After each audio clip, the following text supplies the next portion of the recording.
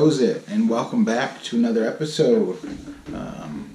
Today I'm going to speak on like a few little, I guess you could say, war stories, things that had happened, and these both are going to be from intake. So, after you leave the county jail, you go, in Oregon at least, you go to Wilsonville, and it's a women's facility, but they also do the intake for men.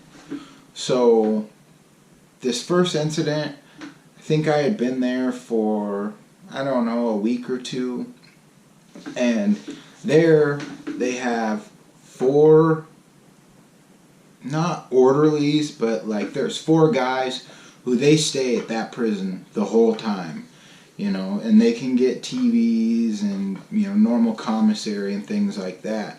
But as other people come and go from this intake center, they stay there, and they are like the ones who, get the sheets, and there's just a few little things they do that they couldn't have somebody on intake do. Well, there was a cell on the upper tier that had these, these 2 guys in it or whatever. And I remember one day I seen it, and this orderly dude, he genuinely did not mean to do this, but, dude was coming down to get on this open phone, and it was like he's at the bottom of the stairs. Well, the orderly guy came around and kind of snaked him. And it's like, whatever. He really didn't mean to do it. Like, I watched this unfold. Well, 2 or 3 days later, the exact same thing happens, right? And you can tell this guy, he was kind of pissed about it, but I don't think the dude was meaning to do it. Like, it was just kind of the way it worked out, right? Well, another few days go by, and so when you're on intake, you can't buy any kind of canteen. Like, you literally, all you get is the trays they provide, and that's it. I mean, you get state soap and state toothbrush. Like, you have the bare essentials. Well, the kid that kept getting the phone snaked from him, he had like a washcloth and like, a few other things that you're not supposed to have, right? Well, they were going to do a shakedown, and this kid flushed all this stuff down the toilet. Well, his toilet ended up getting clogged. So, later that evening, he told the CO, and the CO had this orderly guy come that was snaking the phone from him, right? Well, the dude snaked the stuff out of the toilet, and the kid's like, hey, look, let's not tell the cops about this. Not a big deal. And this was like the pivotal moment. So the guy said, yeah, whatever, I won't say nothing. So he goes down, he leaves. Not even 20 minutes later, dude gets hemmed up for having that stuff. And then when they're in there, they found dominoes made out of soap bars. Because you'll do anything to kill the time in there. And the little state bars of soap are literally the size of like an actual domino. So at this point, this dude is fuming, right? So he gets like a 72-hour cell in, and his 72 hours are up, and he comes down those stairs, right? And you literally couldn't have planned it any better. This orderly dude, I think the kid was coming out for the dude regardless, but he goes and gets on the phone and makes a phone call, and you just see the other kid like down there kind of pacing around, right? Well, he gets on the phone, and like, a minute or 2 goes by, and that kid just runs up and starts bombing on the orderly dude, grabs the receiver from the phone and starts smashing him in the head with it. I can't remember if the cable, if it broke off or not, but anyways, so he beat this dude pretty good, and the orderly dude just started cowering. I'm not saying all the orderly dudes who stay there are not bad dudes, but weak, but the bunch that was in there you could just definitely tell they were soft. They didn't want to go to a real yard. But, so he cowered and just kind of took his beating until they got the other kid off him. And that was one of those things that'll stick out to me because it was, something that happened right at the beginning of my stay, if you will. So this other story is even crazier.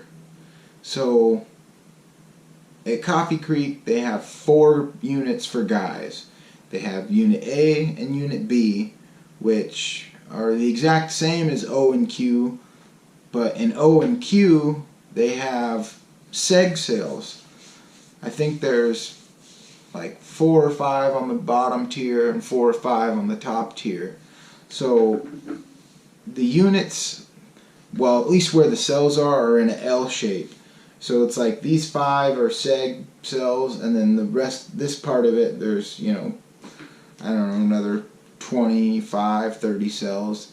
So anyway, so these are the seg cells. Well, this dude on one side of him, he had, 2 gang members from, so one side there was some white gang members, and then on the other side, I want to say this dude was a native, right?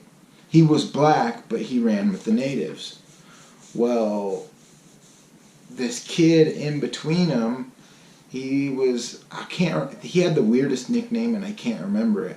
But they don't have much to do in there, so they're chatting back and forth. Well, I think what happened, I don't know if the kid didn't know that dude was black or what the situation was, but I'm pretty sure he ended up dropping the N-word, right? Well, between the 2 guys on this side and 2 guys on that side, they essentially told this kid that you need to get the cops to suit up, or whatever compound you land on, we're going to make sure that you have a rough time. So when I say suit up, in Oregon, if you take like the mattress from your bunk and put it up and over the door and the window, if they can't see what you're doing in there, it's a like safety concern. So when the excuse me, when the officer goes to do his rounds and they see that the mattress is up, they're gonna ask you, hey, what's going on, blah blah blah, you need to take the mattress down. Well, if you say no, F you, I'm not taking it down, then they're gonna bring in the goon squad. There's gonna be 5 or 6 dudes suited up in riot gear. They got the crash shields and dummy sticks and this giant can of like OC spray or, pepper spray essentially, except for it's worse than that because it sucks the oxygen out of the air too. But I mean, this thing is huge. It's like the size of a fire extinguisher. And dude puts it up under his shoulder. Well, anyways, he ends up getting these cops to suit up, right? So they lock the whole unit down, and I got a pretty good view from my cell. Well, so they come in, there's like 5 of them in the riot gear, a shield, dummy sticks, and this spray, and then they always have somebody filming it, right? And it was a lady actually who was filming it. So they go in, and they're, like 2 guys on one side of the door and 3 guys on the other side of the door or whatever, and they give you one last chance to essentially come out, and then they'll do there's a few different ways they'll go about it. Sometimes they'll open the tray port and they have like a nozzle they can stick past it for that OC bottle, or they'll crack it open and slip it around the mattress.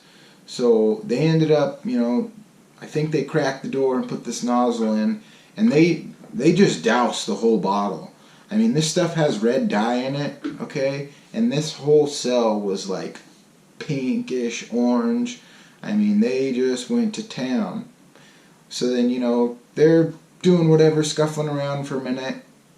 A minute or 2 goes by, and they bring dude out, hogtied. I mean, they're carrying him by the cuffs. They got him cuffed up behind his back, his ankles cuffed together, and they're carrying him by the cuffs, by all 4s. And it was kind of a trip seeing him in riot gear and just, manhandling this dude that obviously wasn't very hip to game. Just, someone that was scared, didn't want to be put in a situation where he was going to have a worse time, which I'm 100% certain that those dudes solely did it out of entertainment. When you're sitting there ain't nothing going on. You're just literally just waiting to leave this facility. And, I never seen that dude again, or, really even heard what happened. But, that just goes to show you how, I guess, gullible some people can be. Because, no matter what, the dude shouldn't have said what he said. That's just blatant disrespect. It's just something you don't do. Whether or not either of those dudes were black, that's just super disrespectful. So, he had it coming one way or another, I guess. But it's just crazy to think that some people can be very influenced. And for better or worse, too. And unfortunately, this was just kind of one of those worse situations, if you will. But then, everyone has to deal with the consequences. Because when they dump that whole bottle, even if you're not right in the midst of it, that stuff gets into the air, and your eyes start watering, and your throat gets scratchy. And I wasn't even really necessarily hip to game at this time, but I put the towel under the door, and then I think we tucked a sheet into the side of the door, and it was still bad, because a lot of prisons, the way the ventilation system works, they recycle part of the air, and then part of it comes from outside too, so it was bad.